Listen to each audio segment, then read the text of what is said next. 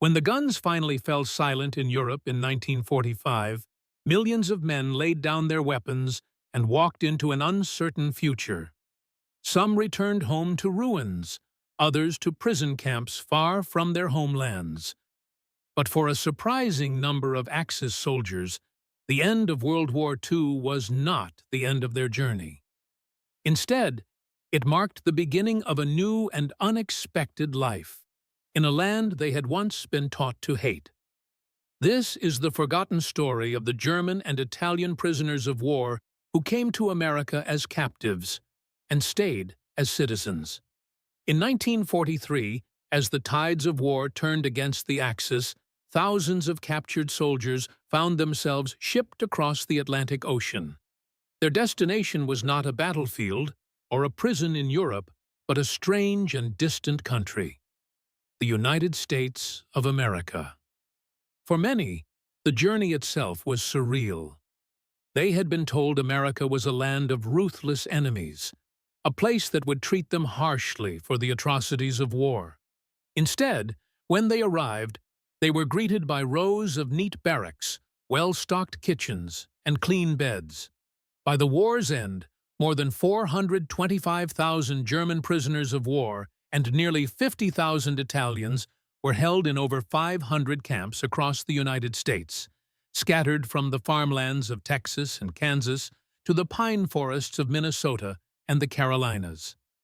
They were not locked in cages or tortured in dark cells. Instead, they found themselves in something far more unexpected. Small, orderly communities, guarded, yes, but often treated with a dignity they had never anticipated. The Geneva Convention dictated that prisoners of war be treated humanely, but the reality often went beyond the letter of the law. Many prisoners were put to work, harvesting crops, building roads, or helping with construction, not as slave labor, but as paid workers earning small wages in military-issued coupons. In rural America, their presence was often welcomed. With so many American men overseas, farms struggled to find labor.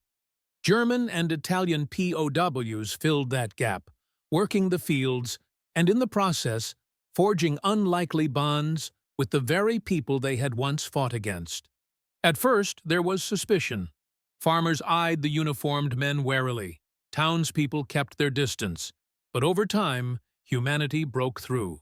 Locals discovered that these enemies were not so different. Young men far from home, longing for peace and a future. There are countless stories of small acts of kindness. Families baking pies for the POWs during harvest season, guards sharing cigarettes and stories, children slipping letters and candy through the camp fences.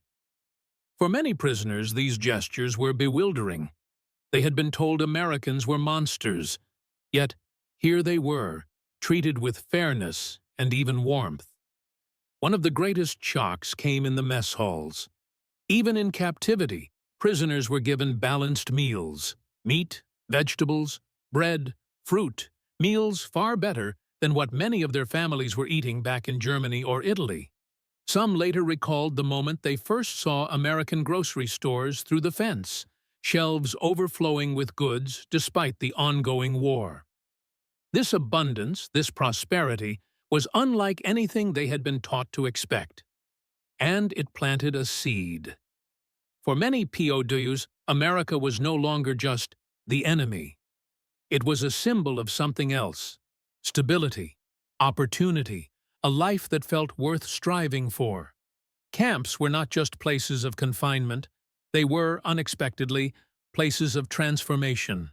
Many offered classes in English, history, politics, and philosophy. Prisoners were encouraged to read newspapers, attend lectures, and even debate democratic principles. What began as simple educational programs often had profound effects. Some prisoners of war, raised under Nazi propaganda, began to question everything they had been taught. They wrote in diaries about their changing views, about freedom, democracy, and the idea of building a society not on hatred, but on cooperation. Some even volunteered to help with re-education programs for other prisoners, hoping to carry these ideas back home and help rebuild their shattered nations. But for others, the pull of America was already too strong to resist. As the war ended, many camps were slowly dismantled, and prisoners were repatriated. But the bonds formed behind the fences often did not end there. Letters continued to cross the Atlantic, between farmers and the men who had worked their fields, between guards and the prisoners they had once watched over, between young women and the soldiers they had come to love. Some POWs returned home to devastated cities and found themselves haunted by memories of another life, a peaceful farm, a generous family, a nation that had treated them as human beings even in war. And so, they came back. Thousands of former POWs applied for visas to return to the United States. Some married American women and started families.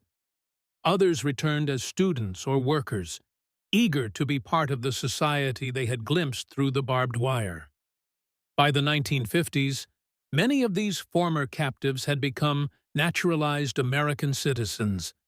They built homes, opened businesses, raised children, and contributed to their new communities. Their children and grandchildren would grow up knowing little of their fathers' pasts, except that they had once been enemies, and now they were Americans. The legacy of these men is a quiet one. Their names rarely appear in history books, their stories seldom told. Yet their lives represent one of the most profound transformations of the post-war era. They came to America in chains, prisoners of war, defeated soldiers. They stayed as free men, citizens, and neighbors. They planted roots in a land they had once been sent to destroy, and in doing so built bridges that no army could have built. Their experiences also reshaped America itself. In countless small towns, the presence of POW camps left behind memories of shared humanity. Farmers who had once feared the enemy came to see them as friends. Children who played near the fences grew up to cherish stories of compassion and reconciliation. And the men who had been shaped by these experiences carried them into the next generation, a living testament to the power of dignity and kindness, even in war. Today, more than 75 years later, the story of the POWs who stayed behind feels almost impossible. That men captured on distant battlefields could become farmers, teachers, engineers, and fathers in the very nation they once fought. And yet, it happened. It is a story that speaks to something deeper than war or politics. It is a story of transformation, of how human beings can change when treated with humanity.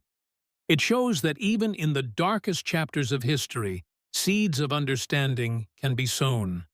And it reminds us that reconciliation is not just possible, it is powerful. When those men stepped off the ships as prisoners, they could not have known that America would become their home. They could not have known that the country they feared would offer them a second life.